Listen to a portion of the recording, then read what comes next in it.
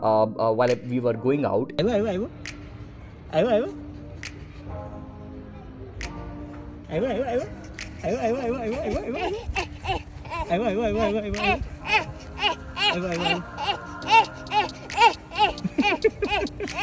Books, big scrapbooks. So I used to write everything. I used to cut down Shah Rukh Khan and Gauri Khan's pictures. I used to cut down some hill stations pictures.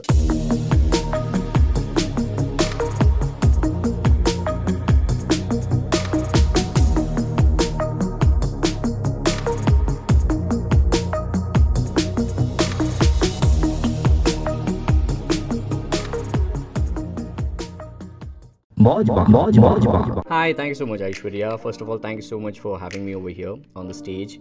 And Thank you so much for actually joining in the room. Yeah, my pleasure. I'm just always randomly joining rooms and trying to deliver value bombs. And here I am. So yeah, with respect to the emotional hygiene, like I just joined, so I was listening to Manish, I was just listening to Jessica, Bhavya. And yeah, I'm a 3 times dropout by choice, by the way, back in the days of 2010. So 11 years ago I took drops, and then I don't have a degree, so I was into that phase of trying to get a job. And meanwhile there were networking marketing companies booming at that point in time. And if you have any experience of network marketing company like Amway or Herbalife, you will always see that they always preach this secret book to everyone, because very few people might already be knowing the LOA and the practices, but 90% of people, when they are going into network marketing, they'll always preach this secret. And secret at that point in time was like huge. The film came out and it was huge in the days of 2012-13ish. So that was the first ever time when I interacted with LOA. But meanwhile, I was also consuming Bob Proctor's videos a lot, and I was trying to understand NLP, neuro-linguistic programming. I was trying to understand all these subconscious mind. But when I was very immature at that point in time, I always used to think that yes, I just have to sit quietly, make my mind calm.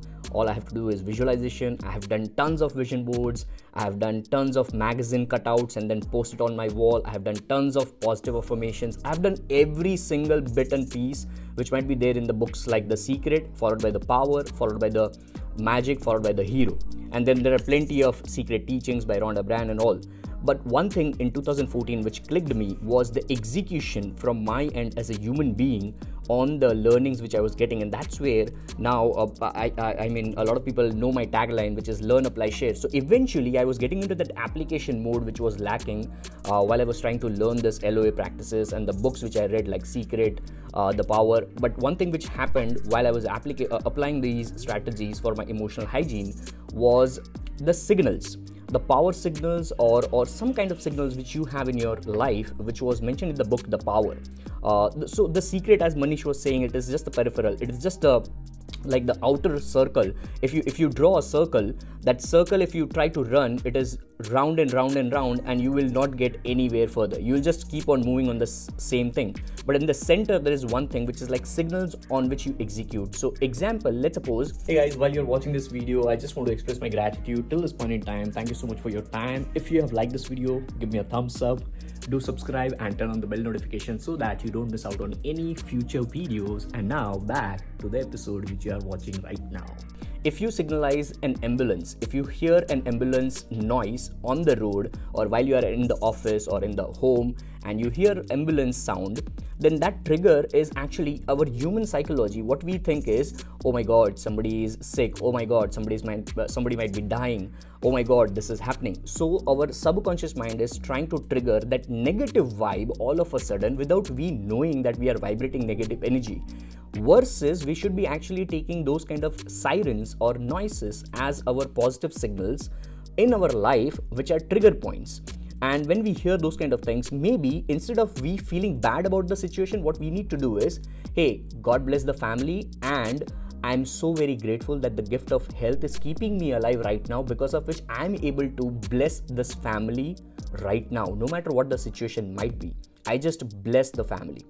So when I'm triggering that, instantly I'm feeling positive for myself. At least I'm feeling grateful about my health, which might not be perfect, but I'm feeling grateful that at least I'm not in the part of that ambulance. But at that same point in time, I'm not selfish. I'm actually selflessly loving that family, trying to deliver whatever I can in the moment, and that's what the trigger point allows. So this is just one of the incidents which I do in my regular day-to-day life, and eventually right now we are sitting in 2021.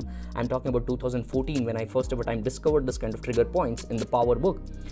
So since then, like, it has been 6-7 years now, I keep on trying to figure out the practical trigger points in my life always, and that's where I always keep my state of awesomeness levels high. Yes, mindvalley.com has been a great addition to that. I have been doing 6-phase meditation every single day for my emotional hygiene. Every single morning when I wake up, I do that.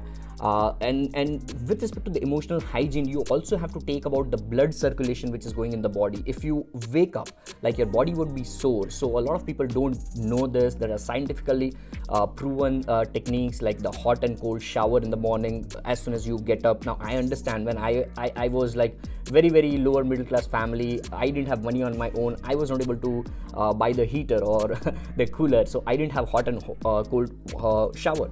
But you just have to adjust. So whatever you can do, just do it. So these are a couple of things. Like, I do, honestly, I do plenty of things now at this age of 32. But when I was just getting started, these books mattered a lot, especially then the third book of Rhonda Brand, which is The Magic, in which it was a 28 days gratitude practice. And I still have those booklets which I used to write every single day in the morning. As soon as I used to get up, I used to write 10 things I was grateful about, which is what then led me to the 6-phase meditation, in which there is a second phase of gratitude where we think of 3 things which might have happened in our personal life, 3 things which might have happened in our work life, and 3 things which we might be grateful in the moment about ourselves, because that is something which we always forget about. We try to be grateful about something else, but we never take care about ourselves. Maybe our eyes are so beautiful, but we neglect that, we ignore that subconsciously. Maybe because I always feel gratitude about the communication which I'm able to do on digital platforms, because of which my work is there. If I stop communicating, probably my business would go down. So I always feel gratitude in the 6-phase meditation. And those are a couple of practices which I do every single day, consciously, subconsciously, day in and day out. So just out of curiosity, how much percentage of your vision board did it come true? The vision board, I would say mostly 60% of it has come true. But I would tell you, like, recently, 1 month ago, I wish my team was there in this room. I do have a video as well. We have not published that yet. We have recorded that while I was having a word with my team a month ago. I was just showing them to inspire them that what kind of activities I was doing. I do have that notepad, a big, there used to be scrapbooks, big scrapbooks. So I used to write everything. I used to cut down Shah Rukh Khan and Gauri Khan's pictures. I used to cut down some hill stations pictures. I used to cut down some flight tickets pictures. I used to cut down a lot of things. I used to cut down from wherever I could, right? I used to go to my friends who were like a little bit rich, and I used to borrow magazines from them, and then I used to cut those pictures and I used to paste them on the vision board in 2014-15. But 1 year was an year during which I used to watch that, I used to feel it, I used to watch it, I used to feel it. But as I mentioned, the execution part was lacking.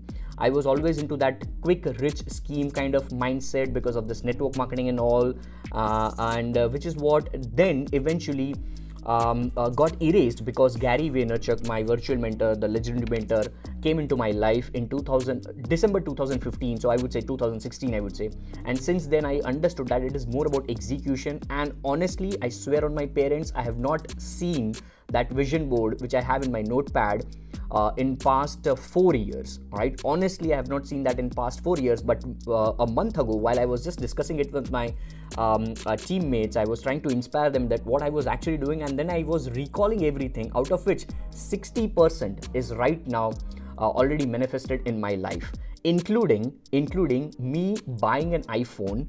At that point in time, I was using some 6,000 rupees phone, which was like a normal phone, very normal phone. But right now, I'm very blessed that I'm using 4 iPhones for my businesses. I have, a lot of Apple products. So all those things have manifested. So 60%, yeah, to answer your question.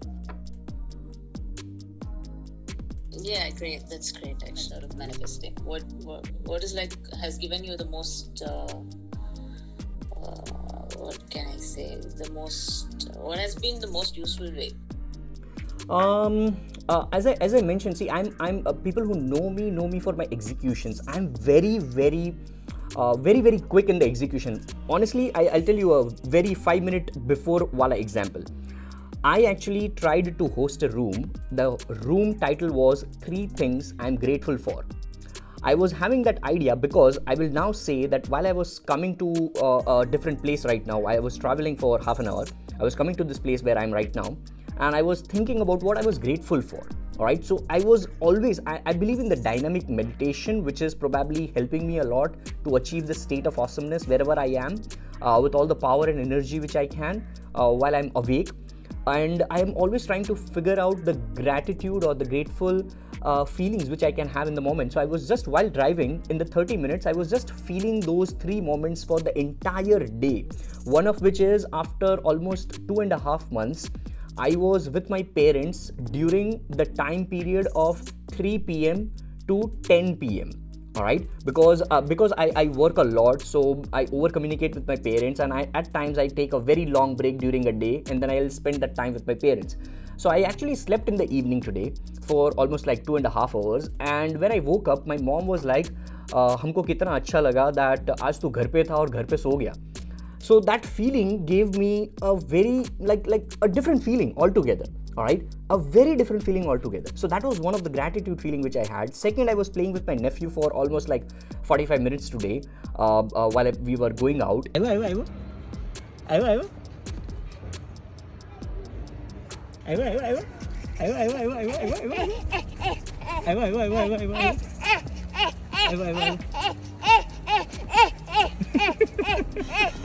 And that did give me a very blessed feeling. I keep on recording those videos, I watch them, I feel grateful. And the last feeling which I was having is I was just playing some humma song in the car, which I very like it is very rare for me to listen to Bollywood music while I'm traveling, because that's the time where I consume podcasts, but at times I do that, and which is what I was feeling grateful for. So to answer your question, the best thing I would say is all about gratitude. Subicha, I'm sorry if I'm saying the name wrong, but Subicha, gratitude is something which has been filling a lot in my manifestation levels. But then, just not gratitude, I'm so very into execution that I tried to host that room, which was three things you are grateful for. And because it was a random room, probably nobody came to that room. Now I'm not feeling that bad about that nobody joined my room. Oh my god, nobody joined my room, so I should just delete this Clubhouse room and all those things. Instantly I was just going into a hallway, and then while I was going into the hallway, I figured out that there is something known as let's focus on emotional hygiene. I went into this room, I'm in this room, and I'm trying to deliver the value bomb which I would have any which was done if I was hosting the room. Hey guys, while you're watching this video, I just want to express my gratitude till this point in time. Thank you so much for your time. If you have liked this video, give me a thumbs up, do subscribe and turn on the bell notification so that you don't miss out on any future videos. And now back to the episode which you are watching right now. So I'm a mixture of me having all the gratitude power in every single second wherever I can, and I am a powerhouse of executing on the things without regretting on the moment, very massively and heavily. So it's gratitude plus execution in the moment, which is probably helping me manifest things in my life without me even realizing that. And the last thing which I would like to add over here is Aishwarya, for everyone, I've been seeing this a common pattern for social media platforms and digital platforms, especially in the youngster group.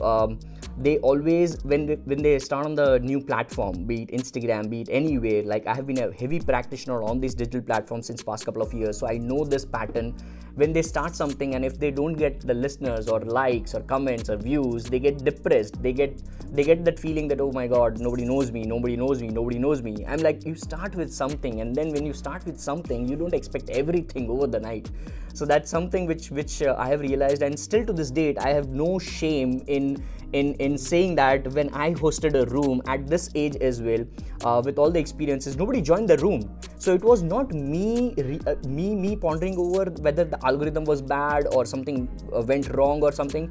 I took it as a positive signal. Maybe everybody is busy right now, so it's good that they are not in the room, they are executing in the wild. That's where, Mirza, the last line which triggered me something right now, which is from one of my mentors, Gary Vaynerchuk. He always says that when somebody is appreciating you, you remain at a state, and when somebody is cribbing about you or saying bad about you, remain at the same state. Meaning, you don't go to any of the extreme points. You don't go high on the appreciation or the wealth or the anything good happening in your life, and you don't go extreme low as well when somebody is cribbing or saying bad about you. That's where you maintain that mental balance of you being that kind and humble person, and that actually helps you a lot with respect to your emotional hygiene, which I obviously call as the state of awesomeness in the moment, every point in time. And that's where I also can recall this great saying from Shri Shri Harivansh Rai Bachchan ji, जिनकी कविता एक है जो अमिताभ बच्चन जी हर बार quote करते रहते हैं उनके वीडियो में, मन का हो तो अच्छा, ना हो तो और भी बढ़िया, क्योंकि वो फिर किसी और की इच्छा से हो रहा है और वो कभी बुरा नहीं चाहेगा. In English if we translate that is, if something is happening according to your wish, it is good. If it is not, it is even better, because then it is happening according to some divine force which will never think evil about you. So all these things when we are saying, a lot of people who are in the young club, a youngsters club, what they try to do is they try to share all these things to their audience in the form that they will also have that emotional hygiene. But when what happens is, the youngsters, when they share it with their audience, most of the times their audience tells them that तूने क्या उखाड़ लिया है. And that's where the emotional hygiene, even if they are doing meditation and all, is not in the right place, because they feel that my audience is not loving me. And that's where, once again, I remember Shah Rukh Khan saying all the time, quoting in his videos, when he's a great entrepreneur, not just an actor, he always says, before becoming a philosopher, become rich. Alright, and the only way you can become rich is by actually doing more work. And for me, more work is always equal to hard plus smart work, because there is nothing like smart work concept for me, honestly, because I'm a practical guy. There is always hard work, and when you do consistently your hard work, you become smarter with your work. That's where you do smart work, and that is obviously your more work. So all these learnings, so I don't have one mentor, and that's where I always say that my situations in the life, in the moment, plus my entire life in the macro is my mentor. And that's where I always say that my life is also my niche, the macroest niche I can ever live, because of which I am always in that emotional hygiene state of being state of awesomeness guy. So that's a little thing which triggered when Mirza was having that last line triggered in the room. So yeah, thank you so much, and thank you so much, Aishwarya. Once again, I'll have to leave because I'll have a call in 2 minutes. Thank you so much, Mirza, as well, for putting all the words. Subicha, Bhavya, Jessica, everyone in the room. Good night, guys. Bye-bye. Thank you so much, Pratik. Actually, we are also ending the group because it's been so long now. Thank you so much, everyone, for adding the value, and thank you so much for listening me out. Now, here are a couple of more episodes which I would really love for you. If you have additional time, or maybe you can just tap on that and just bookmark those videos so that if you can watch it later on. Also, make sure you like, subscribe, and turn on the bell notification so that you don't miss out on any future valuable episode on this YouTube channel.